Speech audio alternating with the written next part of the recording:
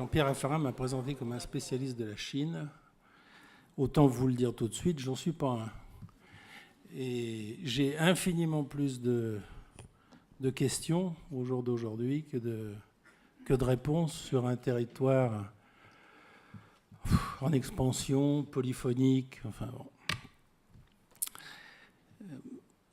La question d'un territoire vaste, d'une autre culture, comme on a coutume de dire, c'est tout d'abord de trouver la porte d'entrée. Moi, je n'avais pas tellement envie d'aller en Chine, j'y pensais pas. Les Chinois ne pensaient pas à moi non plus. Et ça, tout allait bien comme ça. Et puis, j'ai compris assez vite, assez tôt, qu'il y avait comme une force en moi, qu'il fallait que j'essaie tout du moins de trouver les moyens pour dire ce qui vivait en moi. Alors, n'ayant pas beaucoup de moyens, il y a un petit atelier à Paris. J'ai inauguré une pratique, je suis même l'inventeur, elle a fait florès depuis, beaucoup l'ont repris, tant mieux, de l'atelier nomade, c'est-à-dire déplacer mon atelier quelque part sur un territoire, m'imprégner non pas des monuments, mais des gens, de ceux qui vivent là. D'ailleurs, c'est assez intéressant, je vous conseille d'en faire l'expérience.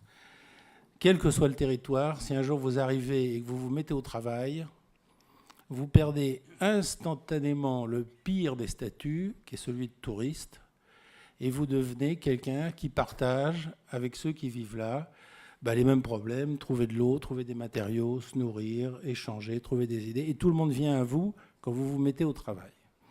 C'est donc ce que j'ai fait un petit peu partout maintenant, dans différents lieux, et surtout sur différents territoires. Et alors que j'avais commencé cette pratique-là, j'ai rencontré un artiste chinois que vous connaissez peut-être. Les Chinois qui sont dans la salle le connaissent en tous les cas, un peintre qui s'appelle Zhao Wuqi. Et Zhao Wuqi est à mes yeux un grand esprit, ça a été un ami très, très proche et très utile à mon développement, y compris mental. Et Wuqi me disait, écoute, tu fais des ateliers en Birmanie, aux États-Unis, en Chine, au Japon, va en Chine. Mais je dis, écoute, pourquoi j'étais en Russie, mais jamais en Chine. Pourquoi en Chine? Va en Chine, il me disait Wuqi. Parce qu'il parlait de manière très liminaire, Zhao Wuqi. Il parlait bien français pourtant. Mais, et alors, un jour, il s'est fâché. Il me dit, écoute, tu n'écoutes pas ce que je dis. Je te dis d'aller en Chine et tu ne le fais pas. Et il connaissait bien mon travail, il m'honorait de ses visites dans mon atelier. Et un jour, j'ai eu une occasion, à l'invitation du consul général de Shanghai, de venir faire un atelier nomade en Chine, dans une fonderie pas loin de Shanghai. Et Wuqi me dit, il faut que tu acceptes absolument.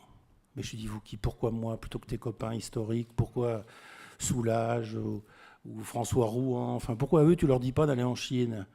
Et il me dit, parce que toi, tu es lié à l'esprit de la montagne jaune. J'ai mis du temps, j'ai commencé à démêler un peu les fils de cette histoire, mais je n'ai pas encore tout compris. Tu es lié à l'esprit de la montagne jaune. Alors, j'ai écouté mon ami Wuqi, et je suis allé travailler sur place dans une fonderie à l'extérieur de Shanghai. Et il s'est passé, ce qui se passe toujours dans ces cas-là, c'est absolument miraculeux, c'est que d'un coup, non seulement j'ai compris un peu mieux les forces qui vivaient en Chine, les forces artistiques, ce qui traversait l'inconscient collectif, comme dit Jung, mais aussi je me suis aperçu qu'il s'intéressait à ce que je faisais. Bon, alors Wuqi, en partant, m'a dit « Vas-y, je parle pour toi ». Effectivement, il avait envoyé quelques petits mots en mandchou, je me souviens, à l'époque, avec un petit fax, il envoyait des mots. Et Françoise, son épouse, me disait, écoute, il parle pour toi, mais il écrit surtout, puis je ne sais pas ce qu'il dit. Alors, et je ne sais même pas à qui. Le fait est que j'étais dans un petit atelier, une petite fonderie à l'extérieur de Shanghai, et qu'en l'espace de 15 jours, j'avais les conservateurs des plus grands musées chinois, les grands taïkun, les artistes qui comptaient, tout le monde venait me visiter. Au début, je trouvais ça normal, parce que je me disais, un artiste de ma catégorie, c'est normal qu'on vienne le visiter. Mais enfin, assez vite, comme tout le monde venait, je me suis dit, quand même, il doit y avoir un truc. Et Et je faisais en cachette parce que cette fonderie où j'étais faisait des faux. Je ne dis pas que les Chinois font toujours des faux, hein, mais ils reproduisaient des fausses sculptures de la tradition Han, des faux animaux mythiques chinois. Et du coup, moi, je reprenais les cires dans le process de la fonderie et je les bricolais à ma façon. J'en faisais des animaux mythiques. Enfin bon, mais je faisais ça un peu en cachette parce que je voulais pas qu'ils découvrent ce que je manipulais, la grande tradition des Han, et j'avais peur de les vexer, de les choquer. Et en fait, je me suis aperçu qu'ils aimaient énormément quand ils ont découvert ça. Ça les chauffait beaucoup, au point que pardon que je parle de moi, hein, mais en même temps. Je vous raconte ma porte d'entrée. Je ne dis pas que c'est la meilleure, je vous dis que c'est celle-ci qui a compté pour moi. Et le conservateur en chef du musée de Shanghai m'a proposé de faire une énorme exposition de ces animaux mythiques, des peintures, de tous les machins que je bricolais, etc. Et j'ai eu l'honneur d'exposer dans le plus grand musée d'Asie 1 an après mon installation en Chine. Et ça m'a plugué presque immédiatement avec toutes les forces opérationnelles de la Chine, et notamment les grands tycoons, les grands artistes, les grands critiques. Moi, je découvrais tout ça, les grands, y compris Li Ka-shing était venu, Dai Song Kang, Vincent Lo, Bruno Zhongwu, les grands Vincent Lo et surtout. Et ils se sont intéressés et ils m'ont donné des occasions de faire des animaux mythiques énormes. J'ai beaucoup travaillé depuis 20 ans, 25 ans j'en fais, en bronze. J'en ai fait un tout récemment devant la gare du Nord, que vous verrez peut-être à Paris. Et d'ailleurs, les gares de Shanghai sont venus pour me demander d'en faire aussi. Il y a 6 gares à Shanghai, ils en voulaient 6 différents. C'est la Chine. Des mesures, Paul le racontait très bien, des mesures de l'intention et du désir. J'ai beaucoup aimé que tu dises ça, Paul. Moi, j'ai senti aussi tout de suite en venant le désir de l'autre. Ce que Malraux appelait la tentation de l'Occident. Ils ont un truc, les Chinois, avec ça. Ils ont envie de nous, qu'on leur raconte des histoires, singulièrement dans le domaine culturel, de l'art de vivre, de la mode, de cette manière d'être présent au monde que ça va, semble-t-il, admirablement incarner les Français.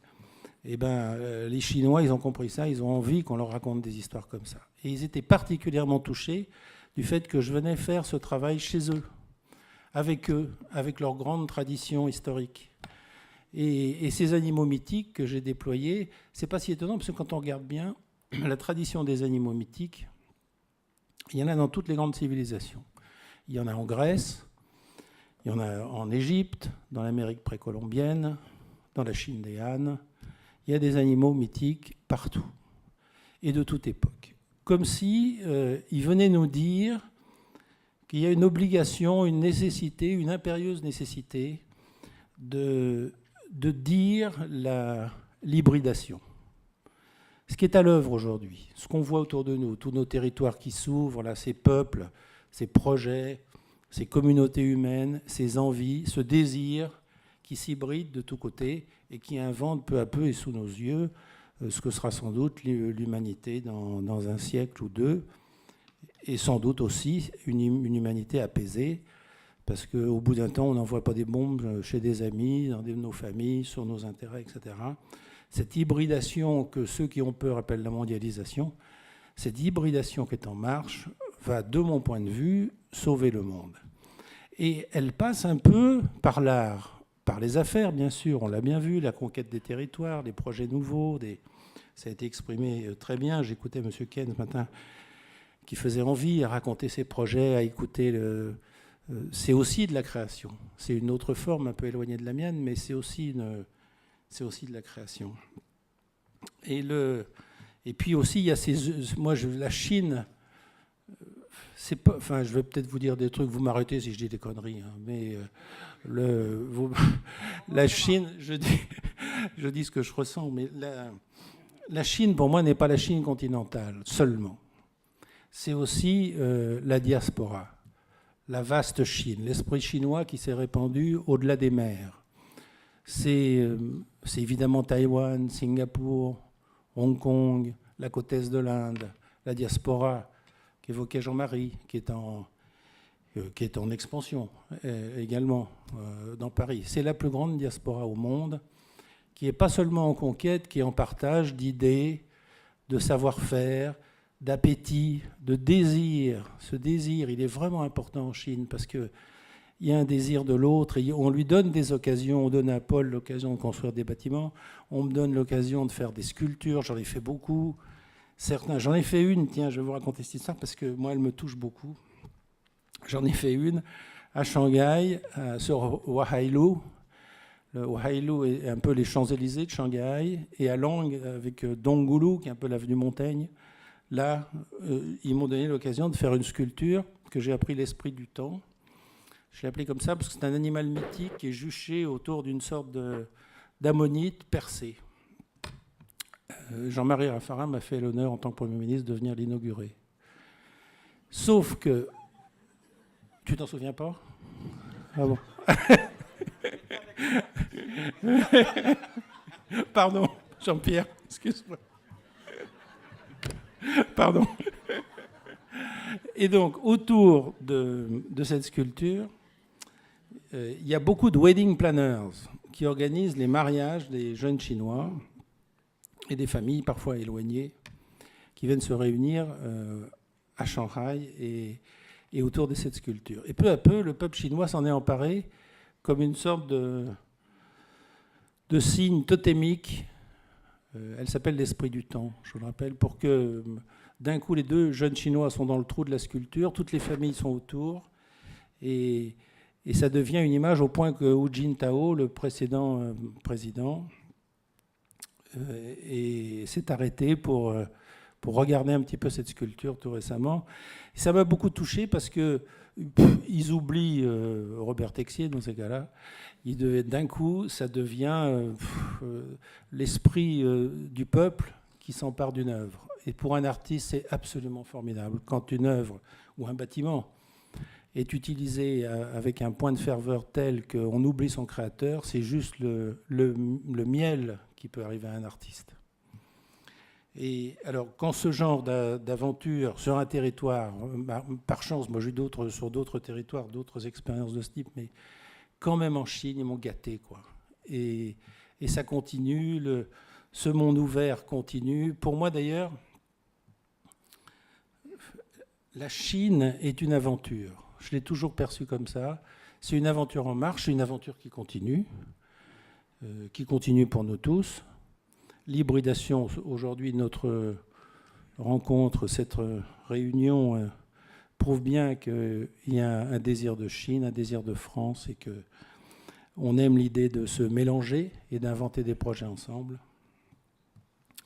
Et je me souviens quand j'arrive, c'est une autre Chine ça, mais quand j'atterris à Hong Kong, et l'aéroport, comme vous savez, qui est un peu loin du cœur de ville, il y a une highway qui sépare l'aéroport du centre de Hong Kong.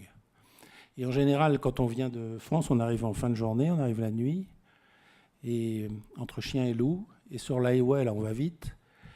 Et à un moment, il y a une énorme publicité, comme ça le font les Chinois, une publicité qui doit faire, je ne sais pas, peut-être 15 mètres de haut par 50 mètres de long, rouge, lumineuse. Et il y a écrit HSBC, Local and Global.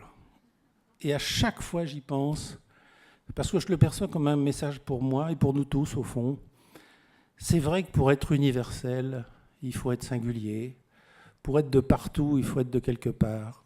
Et moi, c'est pas parce que je vais en Chine souvent que j'ai envie de devenir chinois, mais j'ai envie qu'ils reconnaissent ma singularité. C'est un peu en marche, c'est ce qui se passe.